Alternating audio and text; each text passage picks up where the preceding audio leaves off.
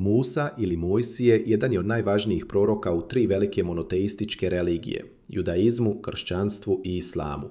U Bibliji i Kuranu zauzima posebno mjesto, osloboditelj naroda, zakonodavac i Božji poslanik. Njegova priča obuhvata čitav životni put, od djetinjstva u Egiptu do susreta s Bogom i izbavljenja naroda iz ropstva. U knjizi Izlaska čitamo da je Mojsije rođen u vrijeme kada je faraon izdao strašnu naredbu da se sva hebrejska muška novorođenčad ubijaju. Izlazak 1.22. Njegova majka Jokebeda ga je skrivala 3 mjeseca, a zatim stavila u košaru od trske i položila je na rijeku Nil. Košaru je pronašla faraonova kći i usvojila Mojsija kao vlastitog sina. Izlazak 2.1-10. Kada je odrastao, Mojsije je svjedočio kako Egipćanin zlostavlja jednog Jevreja. Ubijajući Egipćanina, postao je bjegunac i sklonio se u zemlju Midjan, gdje se oženio Seforom, kćerkom midjanskog svećenika Jitra. Izlazak 2.11-22. Na gori Horeb, Bog mu se javio iz gorućeg grma koji nije sagorijevao.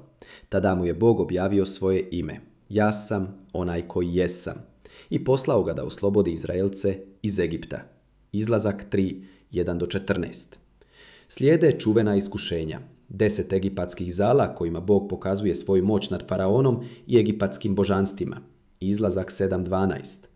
Vrhunac Božjih kazni Egiptu bilo je 10. i posljednje zlo, smrt prvorođenaca.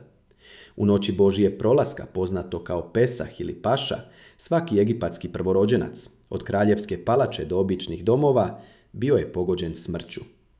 Ali Bog je Izraelcima dao posebnu uputu. Neka zakolju jagnje bez mane i njegovom krvlju označe dovratnike svojih kuća. Kada je anđeo smrti prolazio kroz Egipat, kuće obilježene krvlju bile su pošteđene. To jagnje, poznato kao pašalno jagnje, postalo je simbol izbavljenja i znak Božije zaštite nad njegovim narodom.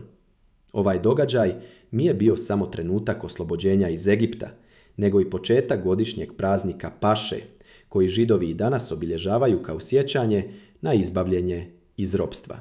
Izlazak 12.1-30. Nakon što je faraon popustio, Izraelci su napustili Egipat, ali ih je faraonova vojska ubrzo sustigla. Tada je Mojsije, po Božjoj zapovjedi, podigao svoj štap i razdvojio Crveno more, a narod je prošao po suhom. Egipćani su pokušali slijediti, ali su bili potopljeni kada se more zatvorilo. Izlazak 14.21-31. Nakon izlaska narod je putovao pustinjom. Na gori Sinaj Mojsije je primio 10 zapovjedi i zakon, čime je uspostavljen savez između Boga i Izraela. Izlazak 19.20. On je bio posrednik između Boga i naroda, zakonodavac i vođa. Za židovsku i kršćansku tradiciju Mojsije je najveći prorok, vođa i zakonodavac. On ne samo da izvodi narod iz ropstva, nego postavlja temelje vjere kroz Božji zakon i savez. Musa, mir s njim, u Kur'anu se spominje više od bilo kojeg drugog poslanika. Preko 130 puta u različitim surama. Njegova priča dijeli mnoge sličnosti s biblijskim prikazom, ali Kur'an donosi i posebne naglaske i pouke.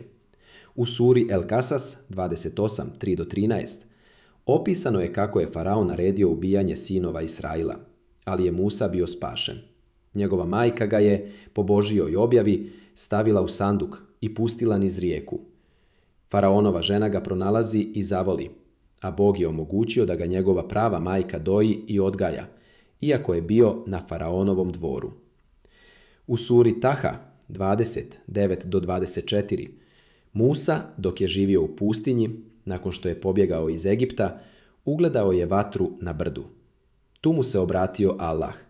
Dao mu znakove, štap koji se pretvara u zmiju i ruku koja zasija bijelom svjetlošću, i poslao ga kao poslanika faraonu.